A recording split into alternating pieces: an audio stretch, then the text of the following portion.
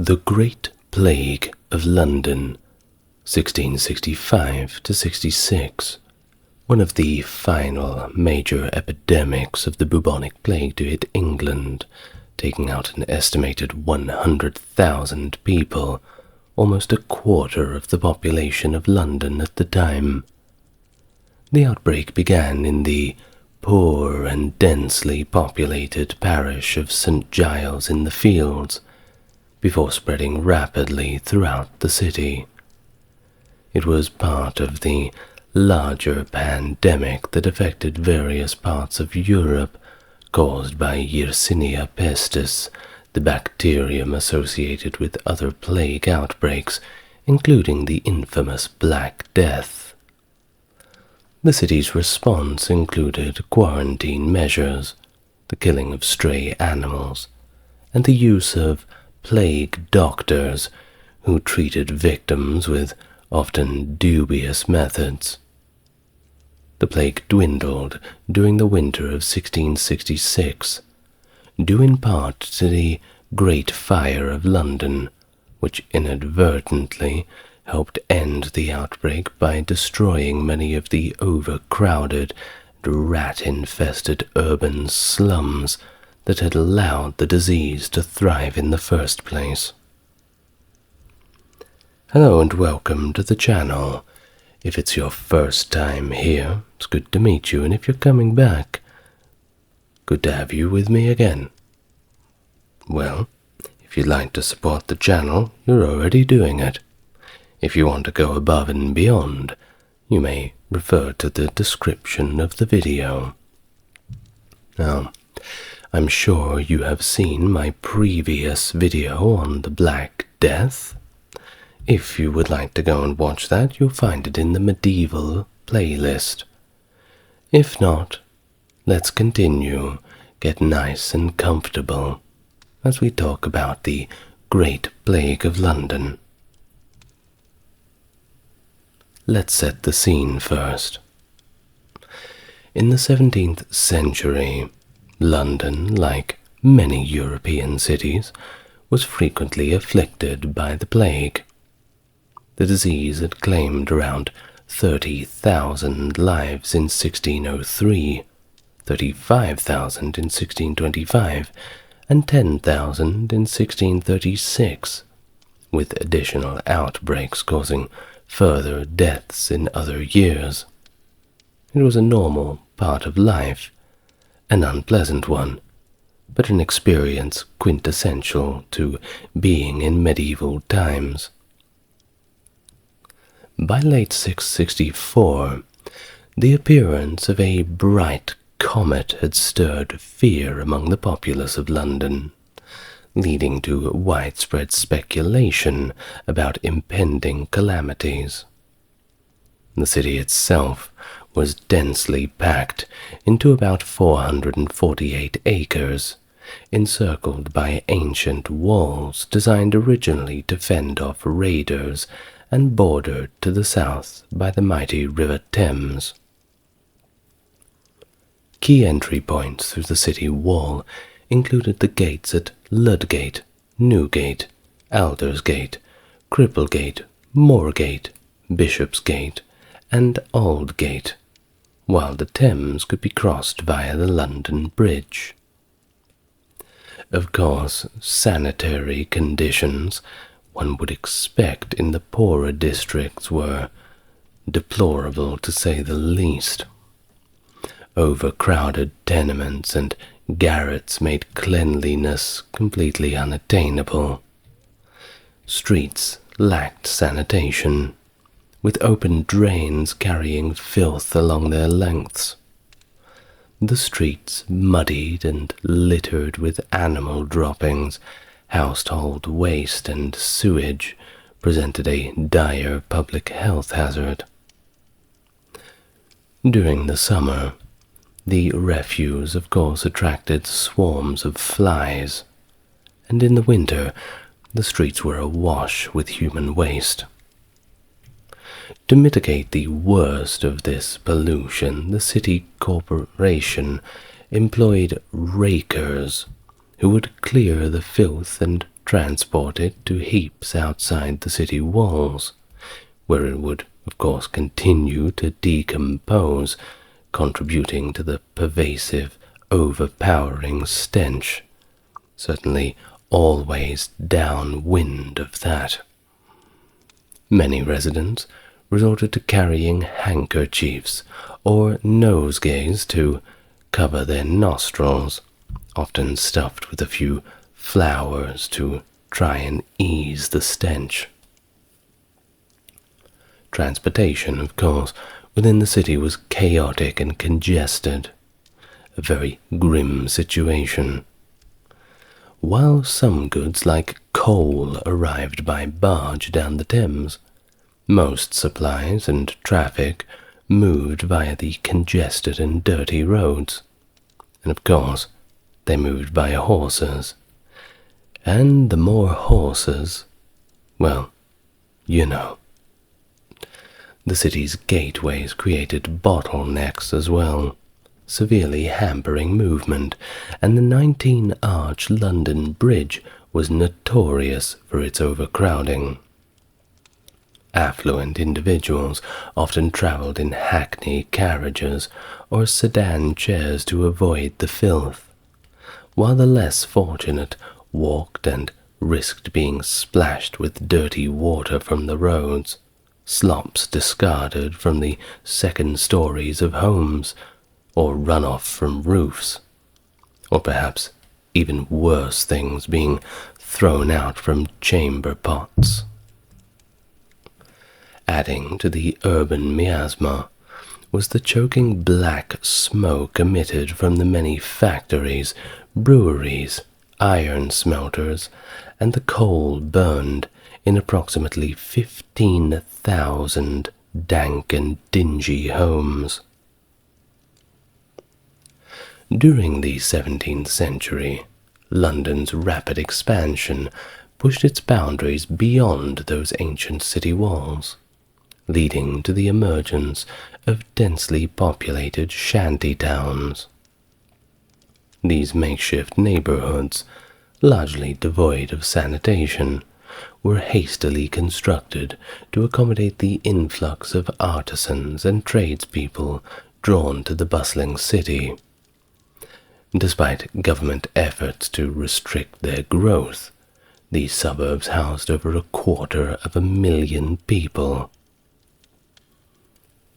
The political turmoil of the Commonwealth era saw many loyalists fleeing Britain, leaving behind numerous townhouses.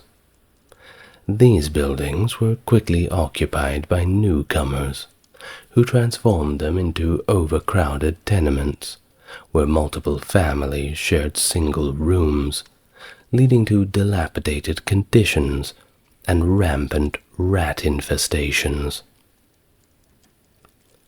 The City of London was managed by the Lord Mayor, Aldermen, and Common Councillors, but its authority did not extend to the entire metropolitan area. Surrounding the walled city were districts known as liberties, self-governing areas often linked historically to religious institutions dissolved during the earlier dissolution of the monasteries. Their secular successors retained these governance rights.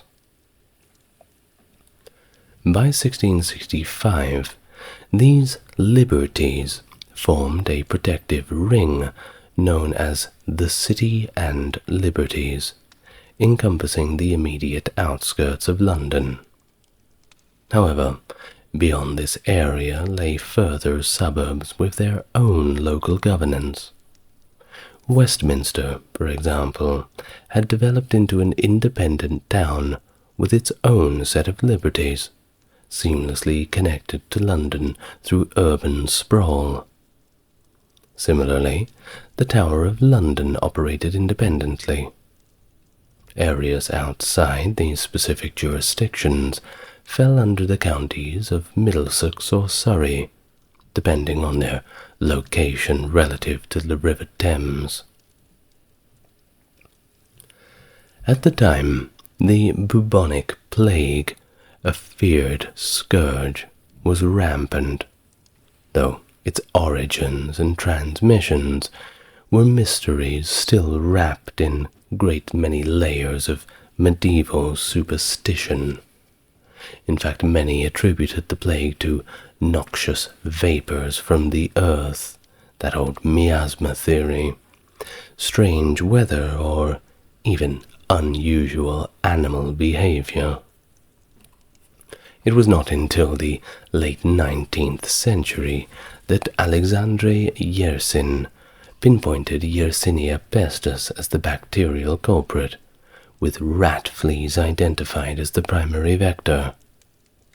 The definitive link between Yersinia pestis and the Great Plague of London was only established through DNA analysis in 2016, suggesting that human bodily lice may have played more significant roles in spreading the plague than previously thought. Well, to assess the impact of an epidemic accurately, it's crucial to understand the population size at risk.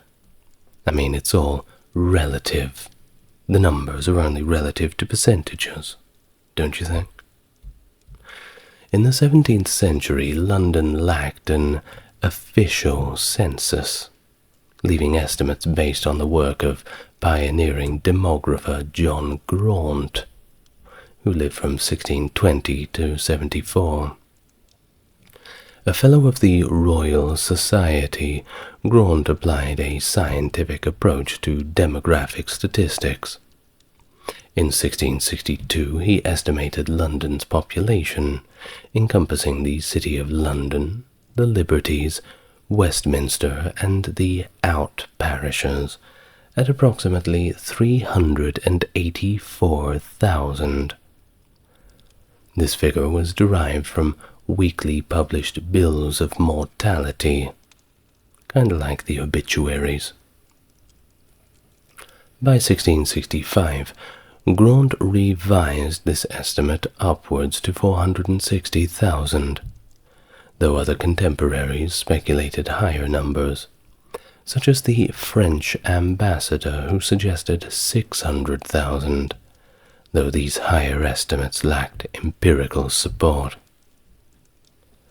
In this era, there was no legal obligation to report deaths to the authorities.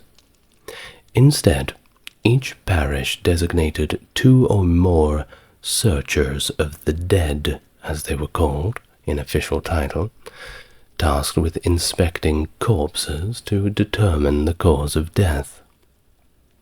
Searchers, often destitute elderly women reliant on the parish for support, charged families a small fee for each death that was reported. Their role was complicated by their frequent illiteracy and limited medical knowledge, which, paired with potential dishonesty, could skew mortality data.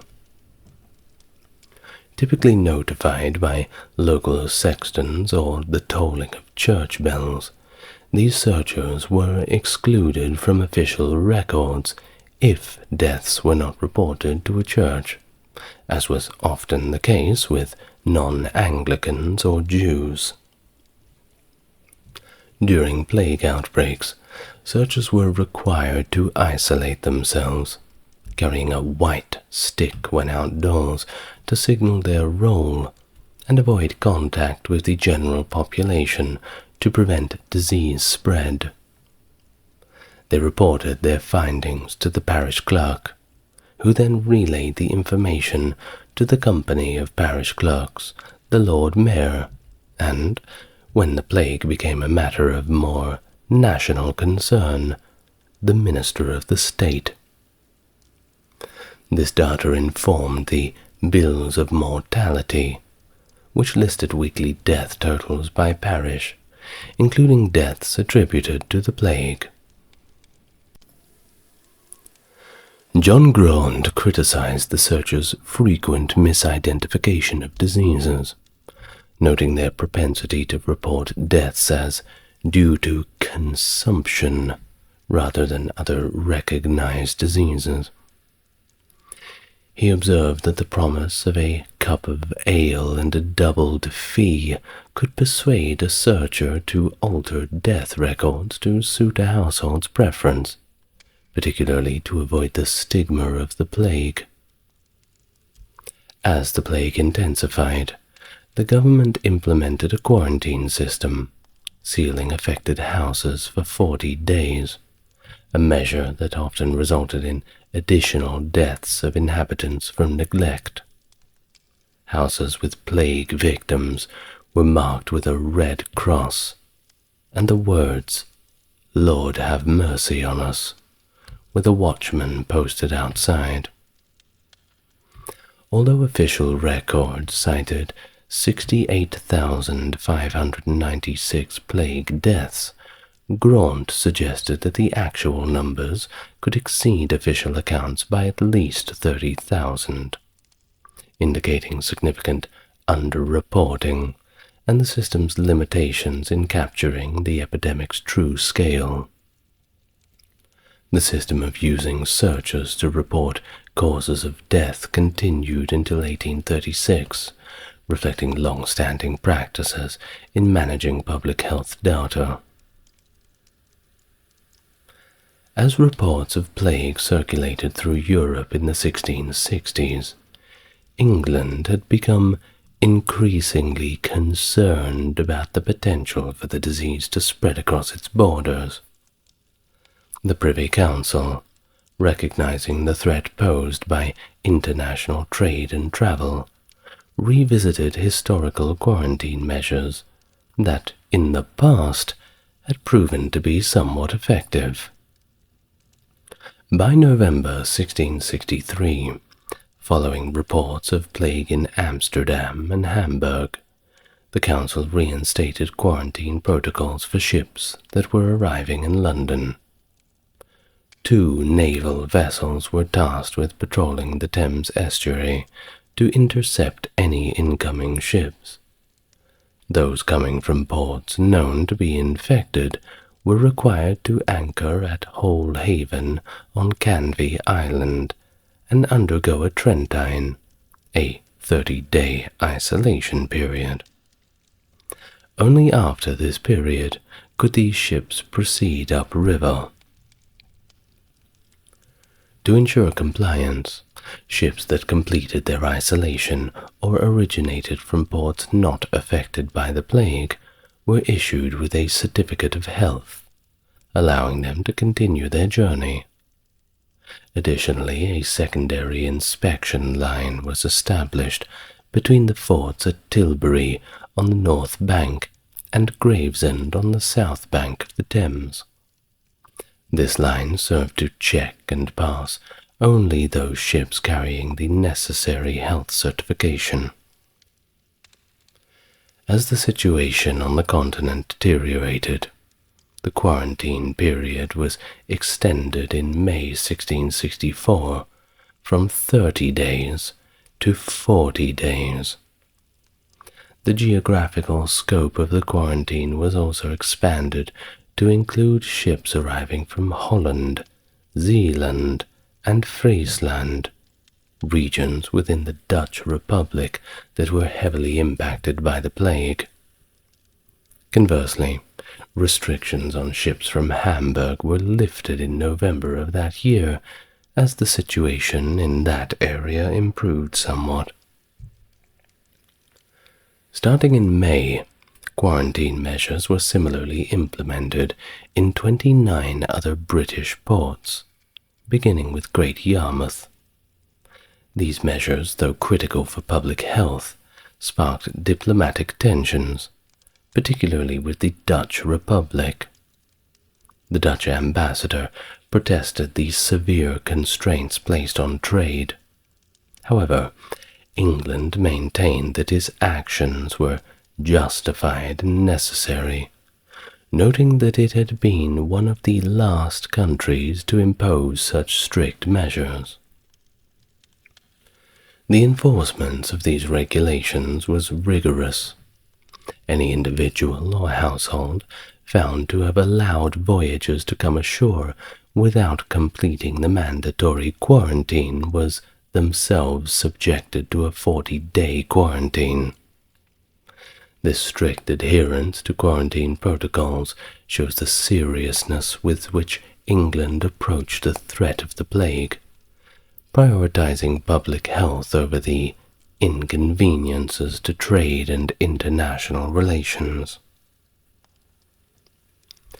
The regular publication of the aforementioned bills of mortality had already begun in 1603, the year which recorded that staggering death toll of 33,000 deaths due to the plague.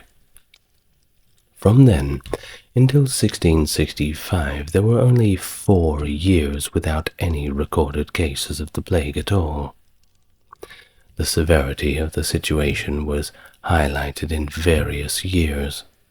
1563 witnessed 1,000 deaths weekly in London.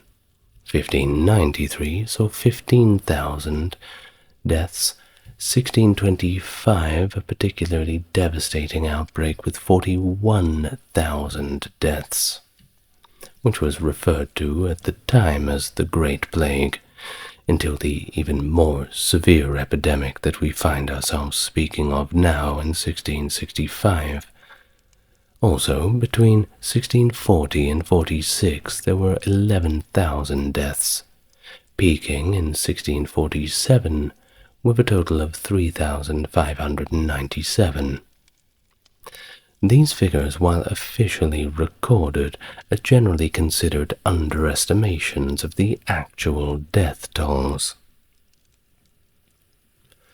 Now, plague was sufficiently rare that many medicinal practitioners of the time might have never encountered it firsthand. The medical community was, of course, diverse, ranging from university-educated physicians to apothecaries who often took on medical roles, to outright charlatans. It was fairly easy to fake a degree back then. This varied medical expertise, combined with other prevalent diseases such as smallpox outbreak the previous year, complicated the accurate diagnosis and understanding of the epidemic's beginnings. Reports from the winter of 1664 to 65 noted several cases of the plague, some fatal and others less severe, suggesting the initial occurrences of the disease. And that winter was particularly harsh, with prolonged periods of frost from December to March, and the Thames freezing over twice, conditions that likely slowed the spread of the disease. The 1665 plague is believed to have been introduced to England from the Netherlands originally, where the disease had been occurring sporadically since 1599. It is suspected that the initial contagion arrived via Dutch trading ships carrying cotton from Amsterdam, which suffered a severe outbreak in 1663, resulting in approximately 50,000 deaths. The first English areas to be affected were likely the dockside districts and the parish of St. Giles in London, areas characterized by high densities of poor workers living in substandard, slum-like conditions. In St. Giles, 2 deaths in 1664 and 1 in February of 1665 were noted but not officially recorded as plague-related. Thus, no immediate action was taken. However, by the first 4 months of 1665, the overall mortality in London began to climb, and climb significantly.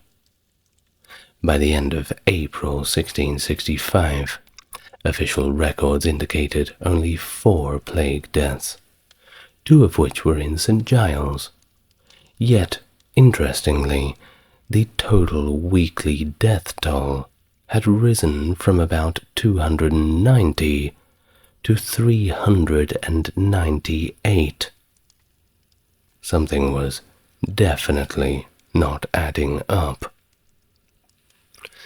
Well, despite just 3 official cases of plague in April, a number that in previous years would not have prompted significant action, the Privy Council now chose to implement household quarantines. Middlesex justices of the peace were directed to inspect suspected cases and enforce quarantine measures on confirmed ones. Similar directives were soon extended to the City and Liberties by the King's Bench. The enforcement of these measures led to unrest in St. Giles, where the community reacted violently to the sealing of the first house.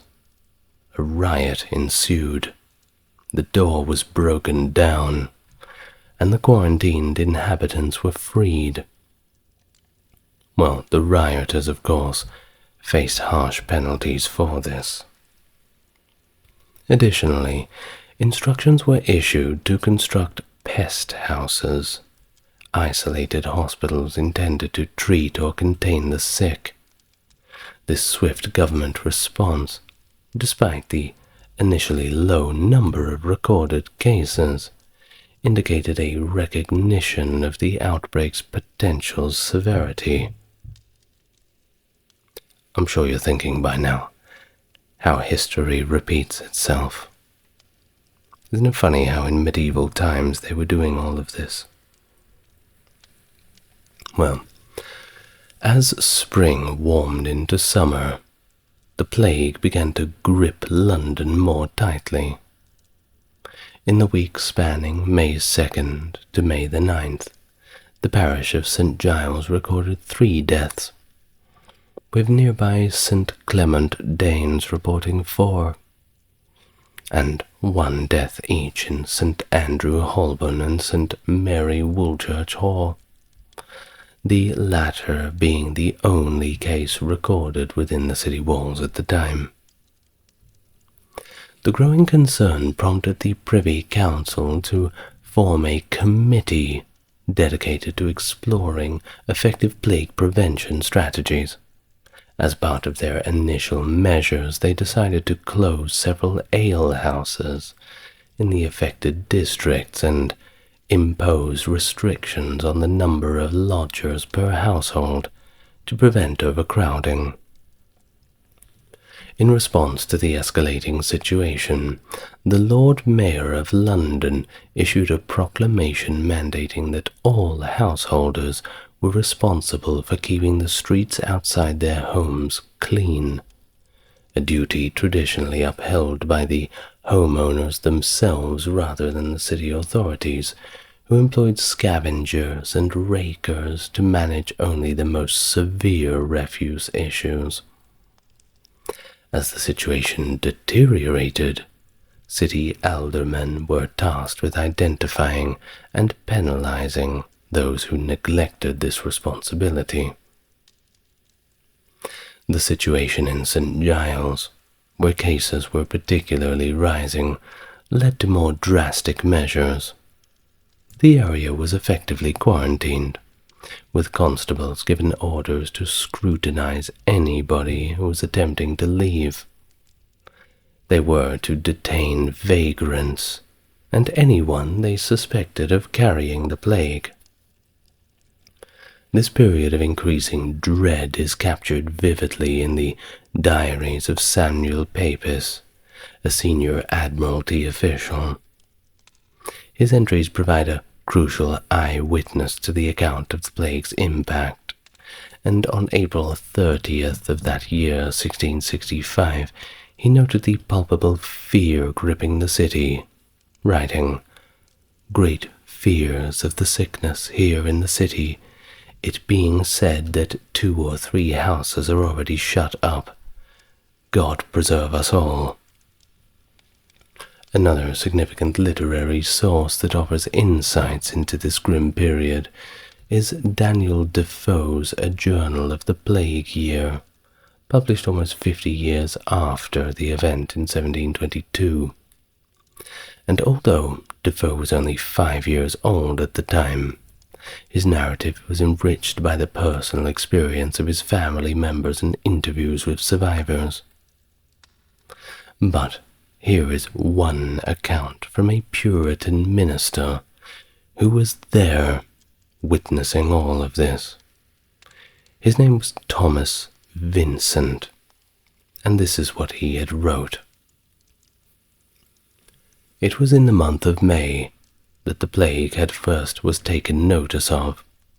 Our bill of mortality did let us know but of 3 which died of the disease in the whole year before.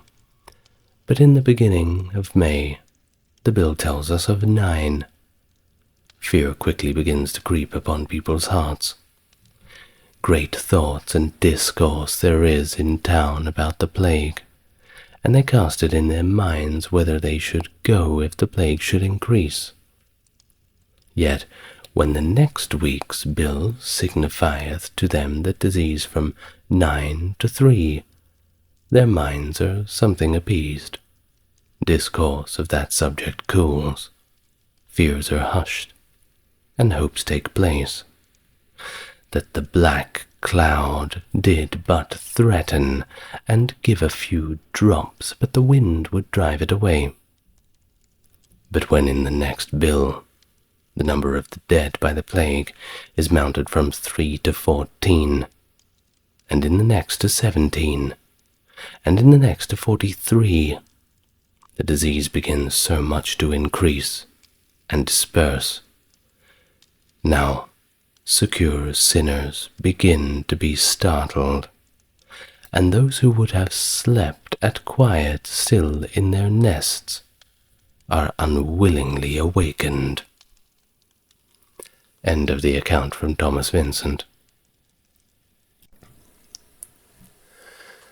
By July 1665, the plague had engulfed the entire city of London, causing widespread panic and chaos. The affluent, including King Charles II, his family and his court, of course, hastily vacated the city.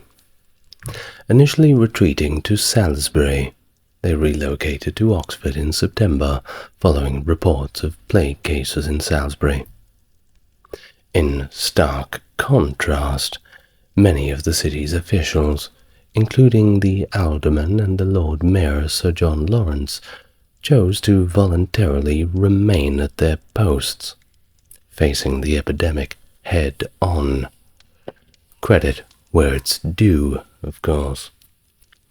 The mass exodus of the wealthy was vividly described by Daniel Defoe in later times, who recounted scenes of carts and wagons laden with goods and families, coaches filled with the gentry and horsemen in tow, all rushing away from the plague-stricken city. As businesses shuttered with the departure of merchants and professionals, the city's economic life sharply declined. But hey, with all those rich people fleeing the city, I'm sure there was opportunities for individuals to procure riches through other methods. While the crisis was further compounded by the departure of key health and spiritual leaders, Defoe lamented the absence of a significant number of clergymen, physicians, and apothecaries, who were crucial in managing the escalating crisis. However, it was of course not just the affluent who sought refuge. The poorer residents, too, were equally as terrified, and many attempted to flee. Yet, unlike the wealthy, the poorer faced considerable obstacles in leaving. The city authorities required anyone leaving to possess a health certificate signed by the Lord Mayor, which grew increasingly difficult to secure as the epidemic worsened. course, the rich always have their way of procuring certificates, but the impoverished had little choice but to leave behind their homes and means of livelihood, facing an uncertain future. As the summer progressed and the death toll rose, the situation became dire for these refugees. Villagers outside of London, initially receptive, began to resist the influx of displaced city dwellers, fearing the spread of the contagion. With or without health certificates, these individuals were often turned away at village boundaries, forced to avoid towns, and traverse the countryside. Lacking shelter or resources, many resorted to scavenging and theft to survive. Tragically, numerous refugees perished under harsh conditions of starvation and dehydration during the exceptionally hot summer, their fates marked by desperation and sorrow. Definitely backed into a corner, weren't they? Feel sorry for them. Well, by the end of July 1665, the plague had reached catastrophic levels in London. The weekly bill of mortality recorded a staggering 3,014 deaths, with 2,020 of them attributed to the plague, although these figures likely underrepresent the actual death toll.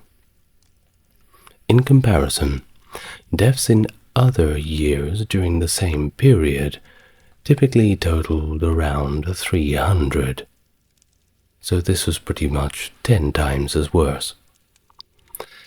As the epidemic escalated, London's traditional burial grounds were of course quickly overflowed, prompting the grim necessity for mass graves. Cart drivers roamed the streets with the chilling call of "Bring out your dead," collecting bodies to be dumped in communal pits. The sheer volume of deaths overwhelmed the city's capacity to manage the crisis discreetly. Initially, authorities mandated that the removal and burial of bodies occur only at night to prevent public panic. However, the death toll soon outpaced the availability of cart drivers, leading to corpses piling up against house walls. Necessity forced a return to daytime collection, and the burial pits swelled with decomposing bodies. In the parish of Aldgate, workers dug a massive grave near the churchyard, 50 feet long and 20 feet wide. This process continued, with labourers digging at one end while bodies were dumped at the other. Eventually, the pit was extended downwards until it reached groundwater at 20 feet, ultimately containing 1,114 corpses. The streets were haunted by plague doctors, many lacking any formal medical training, who attempted to diagnose and treat the afflicted the best way they could. Despite organized efforts by city officials who hired physicians and structured burial operations, the rapid spread of the disease fueled widespread panic. Misunderstandings about the plague's transmission led to drastic measures. The city corporation ordered the killing of countless dogs and cats, mistakenly believing that they might carry the disease. This action inadvertently may have prolonged the outbreak by reducing the natural predators of rats that carried the plague-bearing fleas. Authorities also advocated for environmental remedies based on the miasma theory, which posited that bad air spread the disease. Giant bonfires were lit in the streets, and residents were instructed to keep their home fires burning continuously in the hopes of purifying the air. Additionally, tobacco was widely believed to be a preventative measure against the plague, leading to the anecdotal observation that no tobacconist in London had succumbed to the disease during the outbreak. As the plague continued to ravage London, the city's economic and social structures nearly collapsed. Samuel Pepys, in his detailed diary entries, captured the desolation of the city thusly. "Lord, how empty the streets are, and how melancholy. So many poor, sick people in the streets full of sores.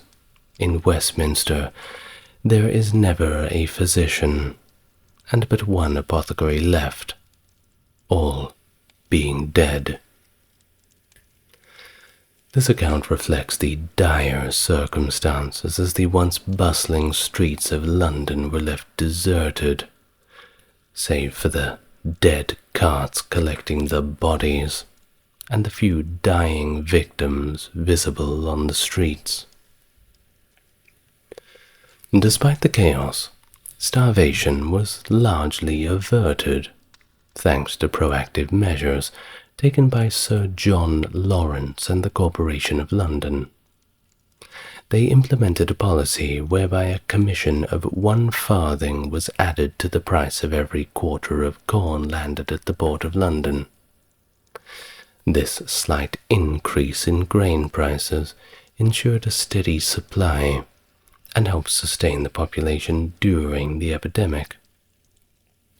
Furthermore, the surrounding villages, cut off from their usual markets in the capital, adapted by leaving vegetables at designated market areas on the outskirts of the city. Transactions were conducted from a distance with vendors, shouting prices to avoid direct contact, and payments were made by leaving coins in buckets of vinegar, believed to be a disinfectant. The recorded death toll, as per official sources, escalated over the summer months, rising from around 2,000 deaths per week to over 7,000 deaths per week by September.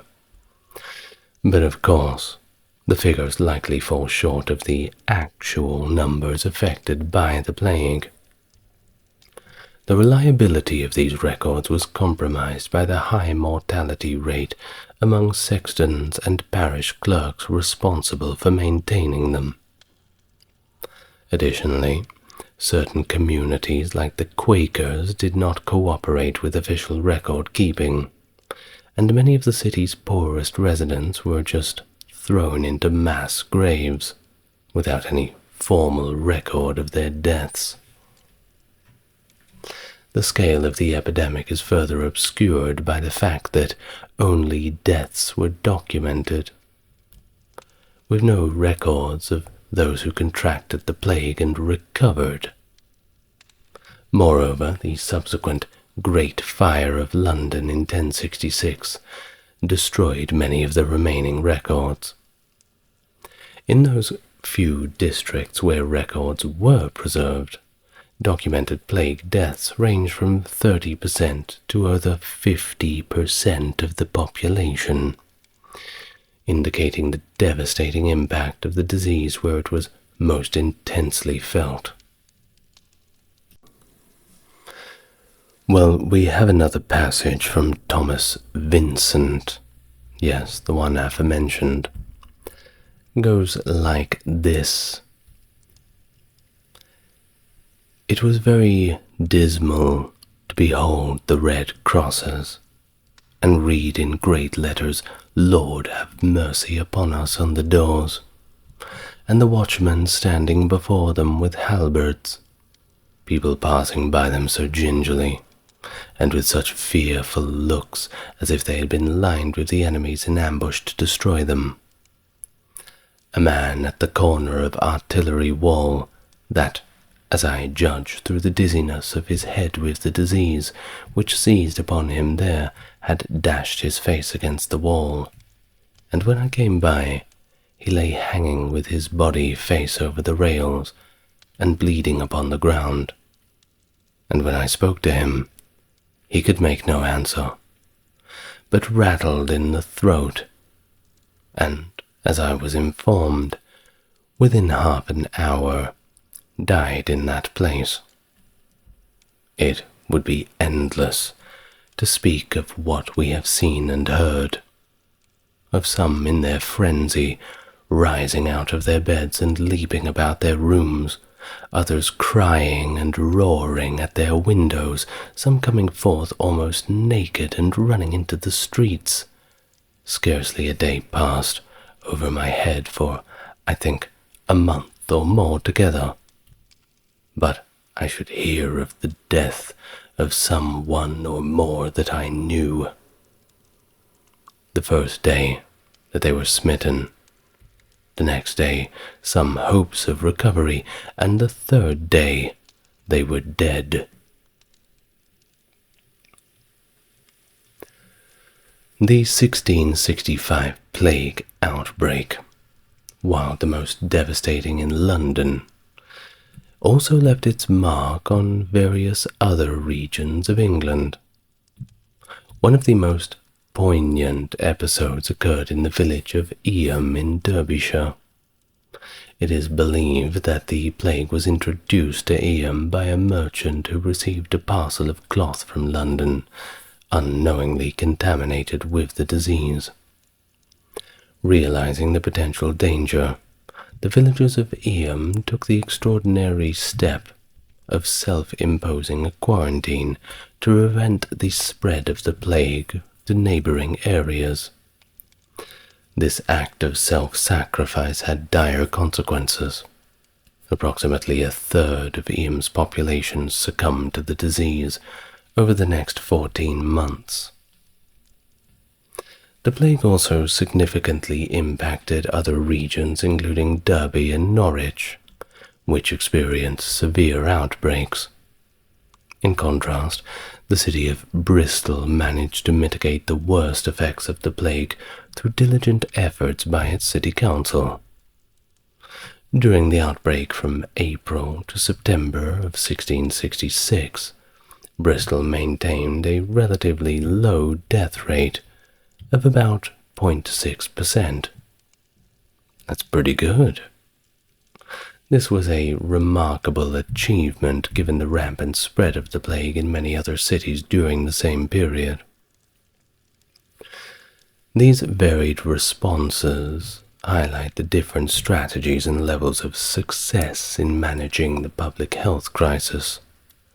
The story of Eyam in particular remains a testament to the extraordinary measures that some communities took to try to halt the spread of this devastating epidemic.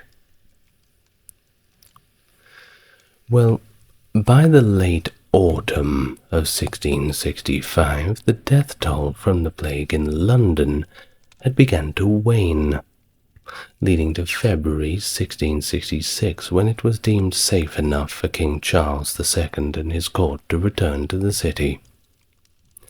This return sparked a resurgence of life in London.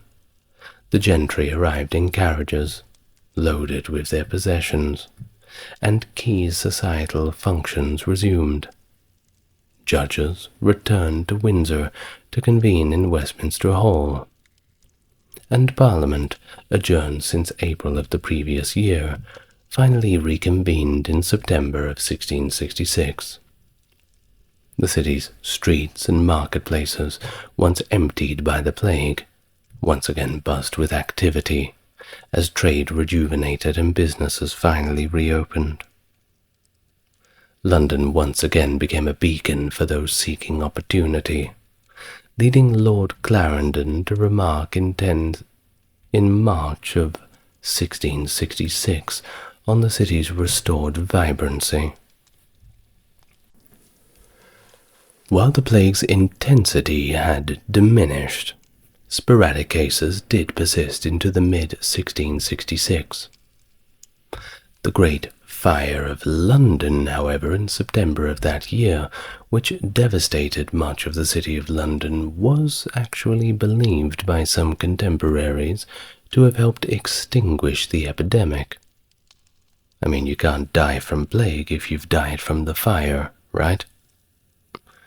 Good logic. However, historical analysis, in hindsight, suggests the plague had largely receded before the fire occurred, with most post-fire plague cases reported in the suburbs and not the fire-ravaged city centre. Official records, like the bills of mortality, logged 68,596 plague deaths in London for 1665, though Lord Clarendon estimated the number could be double that. The countrywide death toll for the plague in that same year and the following year of 1666 was estimated by Dr. Thomas Gumble to be around 200,000. Thus, the plague of 1665 to 66 marked the last major outbreak of bubonic plague in Great Britain, with the last recorded plague death occurring around 1679. In terms of demographics, the population of England was around 5.25 million in 1650, but dropped to about 4.9 million in 1680, largely due to the plague and other diseases like smallpox.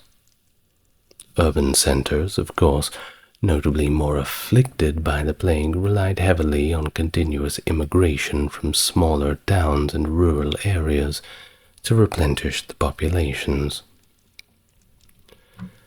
By 1667, London's population showed signs of recovery, with burial rates returning to pre-plague levels, and hearth tax returns indicating restored household numbers. John Graunt's analysis of baptism records further suggested a population rebound. This recovery was mirrored in cities like Colchester, which, despite suffering severe depopulation, saw its cloth manufacturing and overall population nearly return to normal by 1674. However, not all towns fared as well. Ipswich, for example, experienced a population decline of 18% by 1674, which, in all fairness, could not solely be attributed to plague deaths. But, well, the plague certainly doesn't help attract any newcomers, doesn't it? Well, overall, the impact of the plague was significant but varied.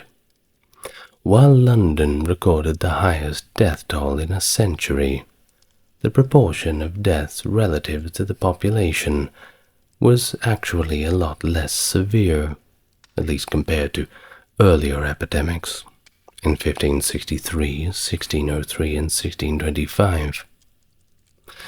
Overall, approximately 2.5% of English population perished due to the plague during this period, which is, of course, not very good. Well, thank you very much for listening to that. Certainly some rather vivid descriptions of 17th century London. Would you like to live there? I don't think I would. Well, I don't think I'd like to live in 21st century London, to be honest. I would like to thank my top-tier patrons and members, that is Britt, Charles, Tim, Wendy, Jeffrey, JC, and Stark Factory. Thank you very much for supporting the channel. If you would like to do so, then, well, have a look in the description. But I think that that's enough for one night. Thank you for joining me once again, and I will see you in the next exciting episode of ASMR Historian. Good night. Lots of hugs and kisses. Oh, and remember, wash your hands. See you tomorrow.